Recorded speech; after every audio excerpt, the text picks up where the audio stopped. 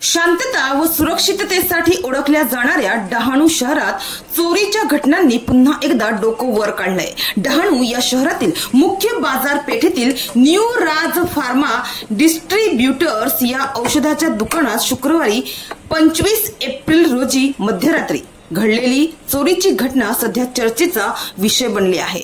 विशेष म्हणजे चोरीचा थरा सीसीटीव्ही मध्ये कैद झाला असून तो व्हिडिओ सोशल मीडियावर चांगलाच व्हायरल झाला आहे। पालघर जिल्ह्यातील डहाणू मधील चंद्रिका हॉटेलच्या रांगेतील न्यू राज फार्मा डिस्ट्रीब्युटर्स औषधाच्या दुकानाचे शटर व दरवाजा तोडून चोरटे दुकानात प्रवेश करून चोरी करतानाचे दृश्य सीसीटीव्ही कॅमेऱ्यात कैद झालंय।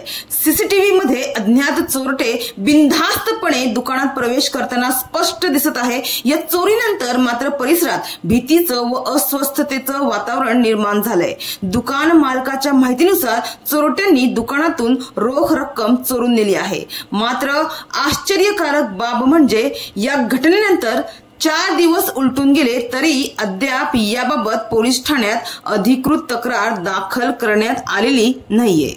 तर सूत्रांकडून मिळालेल्या माहितीनुसार तक्रार नोंद न झाल्यामुळे पोलीस अधिकाऱ्यांच्या हातात काहीही कारवाई करण्यासाठी आधार नाही। त्यामुळे कायदा व सुव्यवस्थेच्या दृष्टीने ही बाब गंभीर मानली जात आहे। या घटनेमुळे डहाणूतील व्यापाऱ्यांमध्ये संतापाची लाट उसळली आहे।